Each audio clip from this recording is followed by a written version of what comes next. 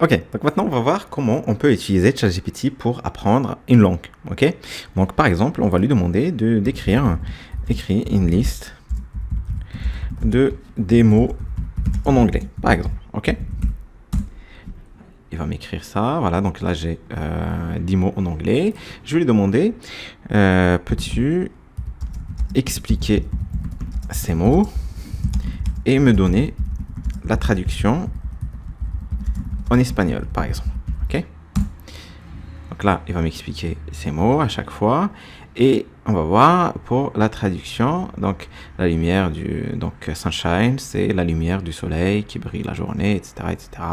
Et voilà la traduction en espagnol de chaque mot, de ces mots que je viens de lui demander de m'expliquer. Je vais prendre par exemple le mot celui-là. Ok. Et je vais lui demander, peux-tu, s'il te plaît, expliquer ce mot en me donnant des exemples de phrases et en me donnant la prononciation. Je sais pas si c'est comme ça. Non, effectivement, c'est pas comme ça. Prononciation du mot. Tac. Et donner la prononciation. Ok, hop, très bien. Je vais donner le mot. Donc là, absolument. Donc le mot machin. Alors, qu'est-ce qu'il a fait? Est utilisé pour décrire quelque chose qui a une qualité légère, délicate, etc., etc. Exemple de phrase. Her voice had an equally quality, blablabla. Ok, donc sa voix, il me donne la traduction aussi. Et ici, il me dit que la prononciation de ces mots, c'est comme ça. Ok. Donc là, bon, il m'a donné des mots et m'a expliqué la signification, me donnant la traduction dans une langue que je lui ai précisée.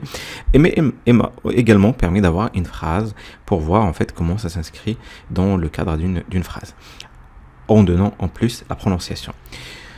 On peut également utiliser ChatGPT pour apprendre une langue d'une manière interactive. Par exemple, je vais lui dire ici, j'apprends l'anglais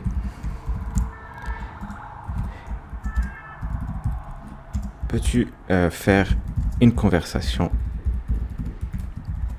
avec moi et me corriger à chaque fois que je fais une erreur ou une faute. Voilà. Donc là, bien sûr, tac, tac, tac. Pour commencer, dis-moi un peu de toi. Quels sont tes centres d'intérêt, ce que tu aimes? En anglais, ok. Isaac, I like reading, ok. Bon, je le fais comme ça pour voir en fait ce qu'il va me dire par rapport à ce que j'ai écrit. It's nice to meet you. You're off a good start. Just remember to capitalize the first letter of your first name. Ok, donc je dois faire comme ça. Keep up, good work. So what kind of book you enjoy reading? Je vais dire par exemple, je prends manga. I like mangas. Je sais pas si c'est vraiment une bonne réponse, mais en tout cas, voilà. Donc ici, il me donne la correction. Il faut que ça soit I like manga. Et il corrige. Je vais être plus précis en lui demandant de can you please give me the correction in French.